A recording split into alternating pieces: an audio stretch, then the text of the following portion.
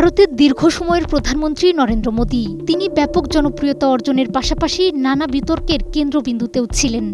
তার শাসনামলে নাগরিকত্ব সংশোধনী আইন, কৃষি আইন এবং বেকারত্বের মতো ইস্যুগুলোর কারণে ব্যাপক সমালোচনার মুখোমুখি হন। সেই সঙ্গে প্রতিবেশী দেশগুলোর সঙ্গে বৈরিতাও ঠেকে সবচেয়ে বেশি। তবে ভারতের এই প্রধানমন্ত্রীর সময় এবার ফুরিয়ে এসেছে, বিদায় নিচ্ছেন রাজনীতি থেকে। সম্প্রতি এমনই চাঞ্চল্যকর দাবি করেছেন শিবসেনার প্রবীণ নেতা সঞ্জয় রাউত। তার মতে প্রধানমন্ত্রী মোদী চলতি বছরের সেপ্টেম্বরেই অবসর নেওয়ার পরিকল্পনা করছেন এবং তার উত্তরসূরি নির্বাচনের আলোচনা ইতোমধ্যেই চূড়ান্ত পর্যায়ে পৌঁছেছে। সম্প্রতি মুম্বাইয়ে সাংবাদিকদের সাথে আলাপকালে রাউত এসব দাবি করেন। রাউতের বক্তব্য অনুযায়ী সম্প্রতি নাগপুরে রাষ্ট্রীয় স্বয়ংসেবক সংঘের সদর দপ্তর পরিদর্শন করেন মোদী।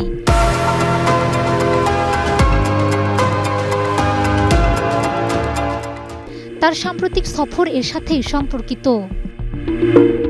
রাউত বলেন, গত 10-11 বছরে তিনি সেখানে যাননি। এখন তিনি দলের প্রধান মোহন ভাগবতকে টাটা বাই বাই বলার জন্য গেছেন। তিনি হয়তো আরএসএস সদর দপ্তরে গিয়ে অবসরের আবেদনপত্র জমা দিয়েছেন। তিনি বিশ্বাস করেন আরএসএস দেশের নেতৃত্বে পরিবর্তন চায়। তিনি বলেন, প্রধানমন্ত্রী মোদীর সময় শেষ হয়ে গেছে।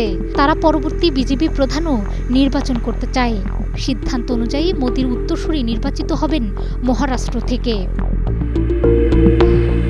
তবে শিবসেনার এই দাবিকে সরাসরি উড়িয়ে দিয়েছেন বিজেপির সিনিয়র নেতা ও মহারাষ্ট্রের মুখ্যমন্ত্রী দেবেন্দ্র।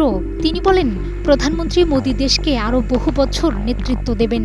মোদীর বিকল্প খোঁজার কোনো প্রয়োজন নেই, কারণ তিনি নেতৃত্বে আছেন এবং থাকবেন। শেষ পর্যন্ত মোদী আদৌ অবসর নেবেন কিনা, নাকি এটি নিছকই রাজনৈতিক গুঞ্জন, তা সময়ই বলে দেবে। তবে আপাতত ভারতীয় রাজনীতির কেন্দ্রবিন্দুতে এই আলোচনা যে তীব্র হয়ে উঠেছে তা বলার অপেক্ষা রাখে না।